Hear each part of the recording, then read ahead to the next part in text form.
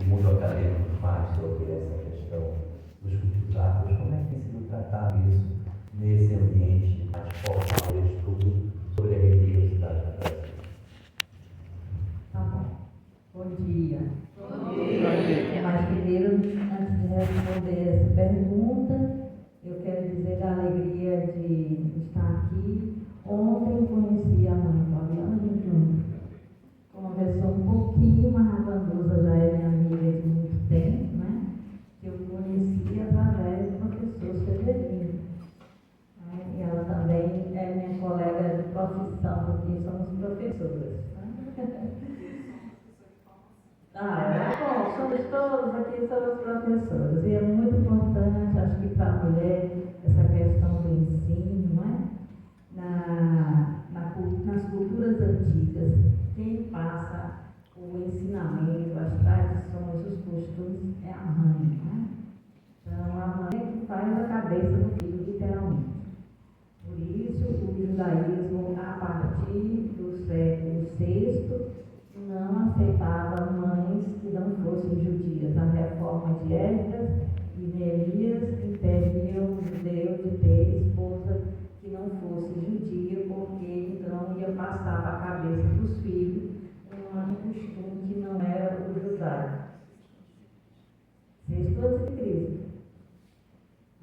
Então, os Neemias, é porque eu acho que eu estou na sala de aula, quando falo Esdras e Neemias, eu acho que todo mundo está sabendo que é do século VI antes de Cristo, mas tudo bem, obrigada pela dica. Porque ontem eu disse 1965, aí é 65 de 1900, sim, né? 65 depois de Cristo. Pois bem, então vai me ajudando aí, né? Vai me ajudando para a gente poder se entender, né? Então, eu tenho aprendido muita coisa com a mãe Vanusa, né? Desde que nos encontramos, faz muito tempo, lá na Federação Espírita da Paraíba, que tinha dois religiosos com muito medo. Um era o bispo, um alto pavor, que disse que estava sentindo muito medo de estar ali, e o pastor Estevão disse também que estava sentindo muito medo. E aí, quando chegou a minha vez, falava: quando eu estou sentindo medo, tem medo. Pois bem, então é o seguinte, eu queria dizer que nas culturas mais antigas, quanto mais importante era o conhecimento, quanto mais valioso fosse o conhecimento, menos poderia ser escrito. Um conhecimento escrito, um conhecimento divulgado, que divulga o povo, popular, todo mundo vai ter acesso, não era um conhecimento muito valioso. Porque o conhecimento valioso é o conhecimento de quem ensina para quem recebe o ensinamento. Tem que ter convivência, tem que ter compromisso entre o aprendiz e o mestre. Hoje em dia, até na filosofia, também sou filósofa, os diálogos de Platão estão sendo revisitados, porque aqueles diálogos de Platão a respeito de Sócrates é um conhecimento divulgado. E o conhecimento que Sócrates passou para os seus discípulos é um conhecimento de mistério, de iniciados. Só quem recebeu foi eles. De vez em quando, uma luz aparece aí no mundo de si.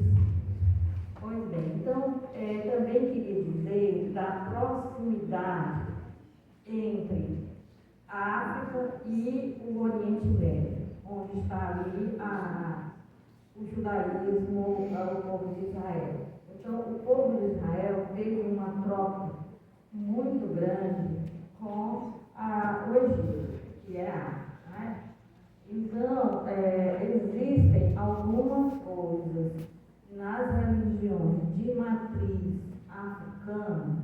A gente diz matriz porque a matriz, da onde veio é a África, mas que aqui chegando, não é? Se enculturou, se encarnou, assumiu elementos também dessa terra, né? Então, há uma proximidade muito grande, não é, desse conhecimento das religiões de matriz africana com relação ao povo de Israel.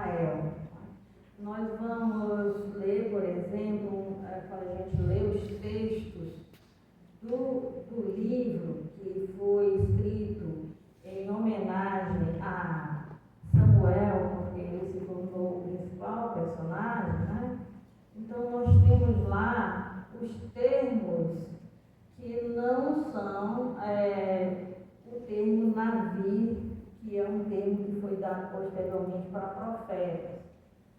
Mas o termo que está lá, não é um termo roê, que é o vidente. É o vidente, é iniciado, tem os filhos de profeta, do jeito que tem os filhos de santo, as filhas de santo. Essa expressão está lá no Antigo Testamento, eles são filhos de profeta, eles são iniciados. E eles também têm essa questão de facilitar o trânsito. Inclusive, tanto Saul quanto Davi, principalmente Davi, quando se aproximou deles e eles estavam celebrando uma festa, que Davi, então, rodopiou, igual eles estavam rodopiando, a ponto de existir um provérbio, está Davi entre os profetas. Se eu estiver dizendo alguma loucura, vocês podem me corrigir, porque isso está na Bíblia. Então, isso que, quando as famílias que são da Jurema falam, não é, nessa bebida para facilitar o contato com o mundo espiritual, então isso não é algo estranho para os livros de Samuel. Não é? Tá? Então também essa questão do papel da refeição na cultura israelita antiga. Não é? Então, o que era, por exemplo, a libação. A libação, na sua vertente mais antiga, era colocar o alimento sobre uma pedra e libar, derramar um líquido, fosse o vinho, fosse o azeite, sobre esse alimento e queimar. Então, ao fazer isso, todas as pessoas que estavam provando do alimento que ficou, entravam em comunhão, em conexão entre si, a partir do alimento. E o alimento, a parte do alimento que foi queimado, fazia com que Deus tivesse se alimentado do mesmo alimento que eles tiveram. E é esse o meu amigo Melquisedeque. Depois da minha tese, passei tanto tempo falando nesse Melquisedeque, 4 anos de tese, falando do Melquisedeque. As pessoas já me cumprimentavam na universidade, na Melquisedeque, está passando bem, obrigada, ficou bom das idiomas. Então, o Melquisedeque ensinou isso para Abraão, não é? O pão e o vinho, não é? Ali para se entrar em contato com a divindade, que Jesus depois retomou também ao realizar a ceia de Páscoa, né? A Páscoa judaica com seus amigos, foi a última refeição. E entendendo o papel da refeição nessas tradições antigas, que nós vamos entender toda a questão da dificuldade de algumas lideranças religiosas aceitarem que um mestre de Israel, que Jesus é mestre, pudesse tomar refeições com pessoas de vida desregrada. Não é? Porque ao tomar a mesma refeição, a pessoa entra em conexão com a outra por causa do alimento, que é o mesmo, porque existe uma sacralidade nas refeições para essas tradições antigas. Certo? Então, veja só, quando Jesus encontra com Zaqueu, e Zaqueu é todo errado, é óbvio que Zaqueu, conhecendo as tradições, sabe muito bem que Jesus não está tentando entrar e aprovar o modo, o estilo de vida de Zaqueu. Né? Que era isso que os fariseus diziam. Você come sem realizar certos ritos, você come com os pecadores. Então você está aprovando o que eles fazem. Né? Você está entrando em conexão com eles, assumindo o que eles fazem. Mas aquele entendeu uma coisa que os líderes religiosos estudaram, não entendiam, porque o pecador arrependido, a abertura que ele dá para Deus é uma coisa tão incrível que ele começa a entender muita coisa. Zaqueu sabia muito bem que Jesus não aprovava o estilo de vida que ele estava vivendo, e por isso Zaqueu resolveu a vida dele para parecer mais com o estilo de vida de Jesus e entrar realmente em comunhão com ele. Então, Zaqueu, espera aí, deixa eu deixa eu tomar uma decisão. Reparto os meus bens em duas metades. Uma metade é para pagar o que eu devo para o pessoal. Que eu tomei isso das pessoas. E a outra metade eu distribuo aos pobres. Pronto. E aí Jesus diz, hoje a salvação entrou nesta casa. Porque Zaqueu entendeu o Evangelho de Jesus ter dito uma palavra. Só porque Jesus foi tomar refeição com ele e com os amigos dele ficaram do mesmo jeito, tá? Então, eu acho que a gente, às vezes, não respeita uma tradição antiga. Eu queria dizer para vocês que essas tradições antigas, elas foram batidas, elas foram apedrejadas, elas foram espartejadas, e elas sobreviveram olha, tem tradições que sobreviveram a 10 mil anos de perseguição. Então, só por isso a gente merece honrar os nossos ancestrais. Então, nesse momento, primeiro quero honrar os ancestrais de todos nós que estamos aqui, que esse esforço hercúleo que o mundo espiritual fez para que essas tradições pudessem sobreviver e ajudar as pessoas. Porque a gente, às vezes, não pensa que várias pessoas, vários grupos de pessoas precisam de ajudas diferenciadas. Eu levei 2 espíritos para um culto evangélico que teve muita gritaria e eles só diziam do meu lado. Mas esses jovens, eles só música alta, música. E quando o pastor falava 3 palavras e ele repetiu gritando e tal. Quando nós saímos, eu disse assim, olha, meus irmãos, aqueles jovens todinhos, eles estão vindo do tráfico, eles estão vindo da dependência química. E tem que ter um lugar para eles. E o único jeito que eles conseguem é extravasar toda a violência que eles já sentiram na vida, gritando, cantando, dançando, suando. E eles só aprendem 3, 4 coisas, 3, 4 frases que o pastor diz, eles ficam repetindo até o final. Tem que haver espaço para esse tipo de pessoas ser ajudadas.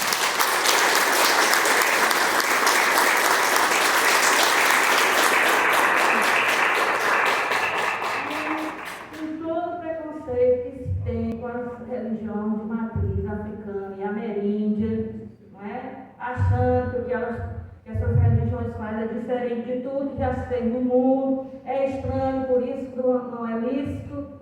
Não é? A gente quer dizer o seguinte, a minha família é extremamente católica, mas na hora que tinha uma criança, pobreza extrema, na hora que tinha uma criança com quebranto, com a espinela caída, ia onde? No terreiro.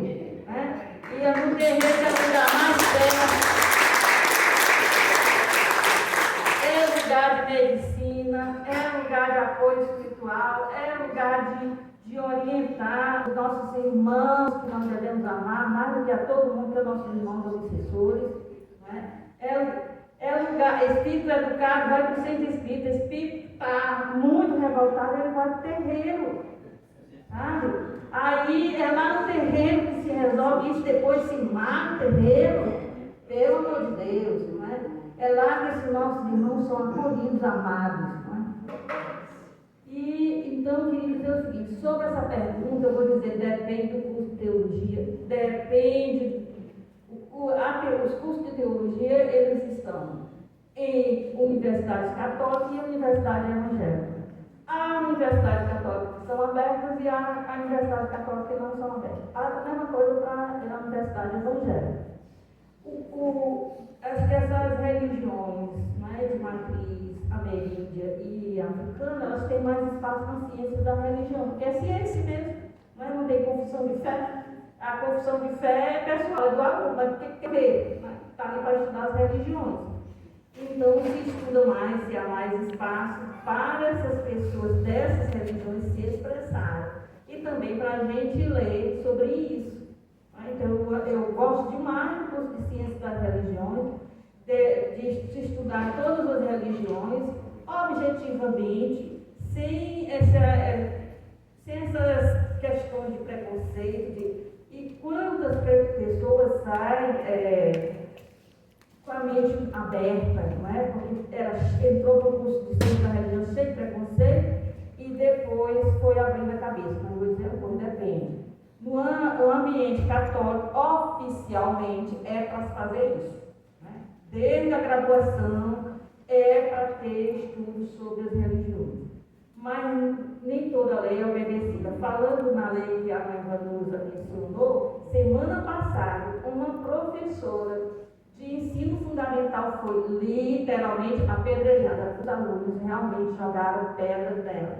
Ela se machucou profundamente porque ela estava dando aula sobre religiões africanas.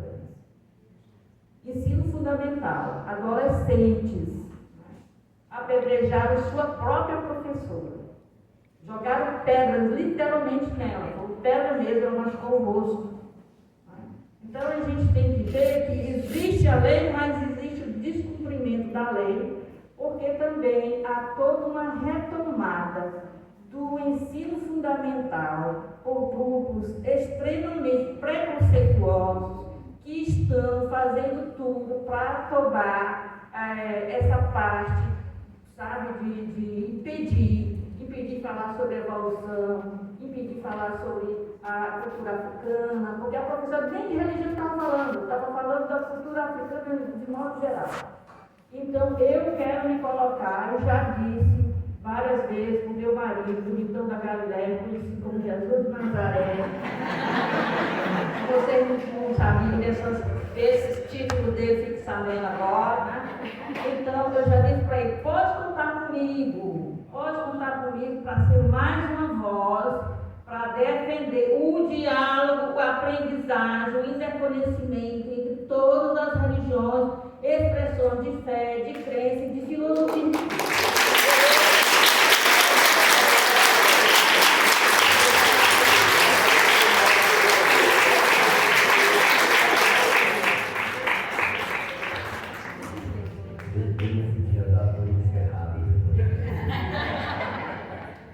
Mas eu queria fazer um comentário antes de ir para as perguntas.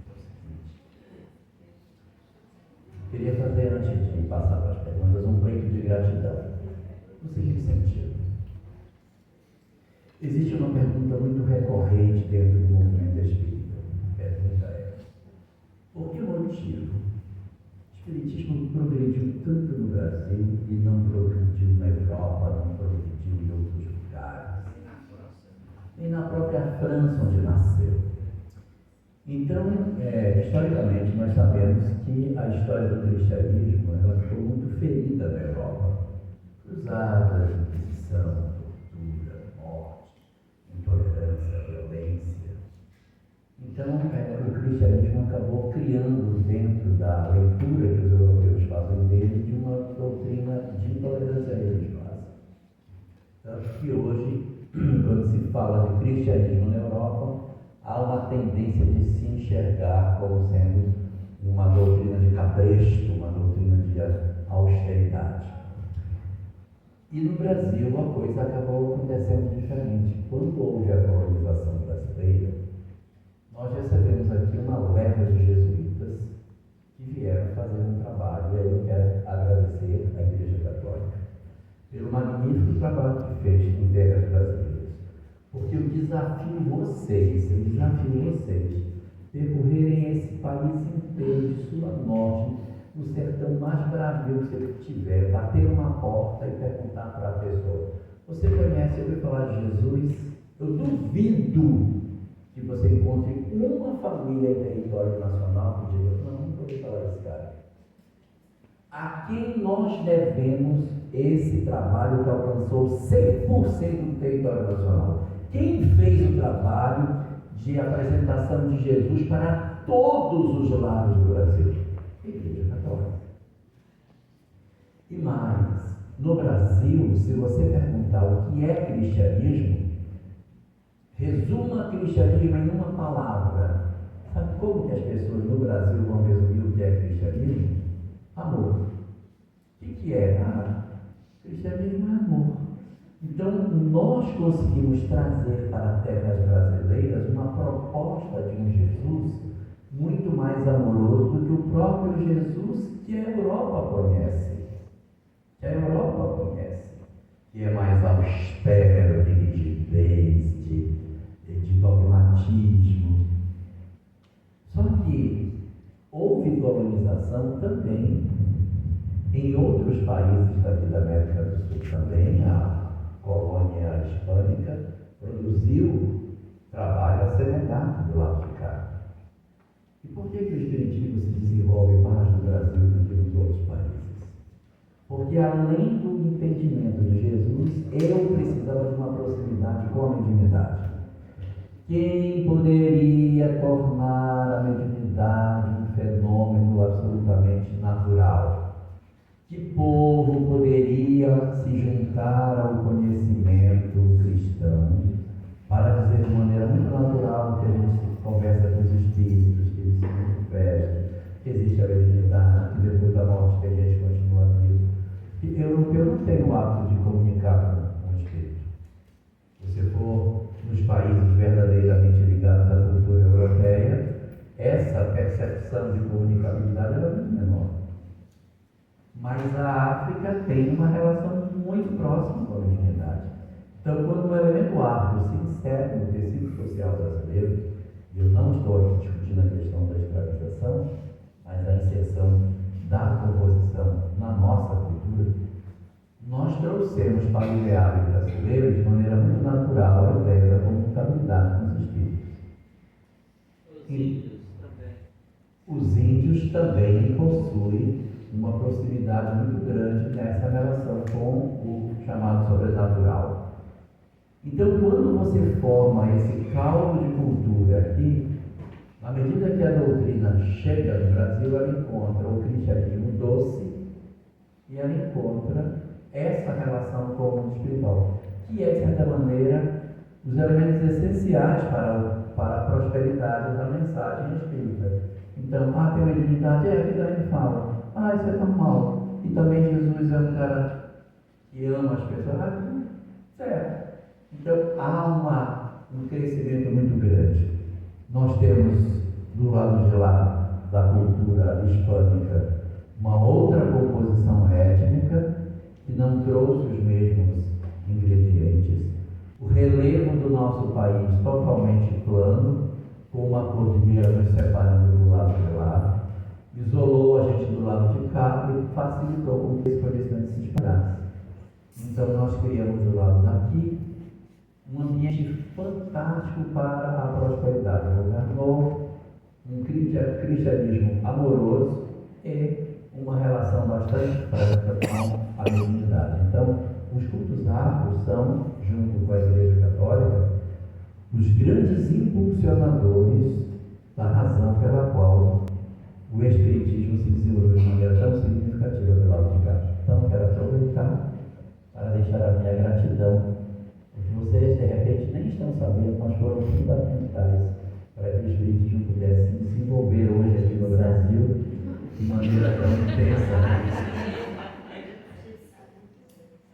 Nós, na verdade, nos valemos de toda a herança que foi deixada de comunicabilidade e do cristianismo jesuítico do Brasil, para que a gente pudesse fazer com que o Espiritismo aqui se desenvolvesse. Então, eu queria deixar o meu muito obrigado a você.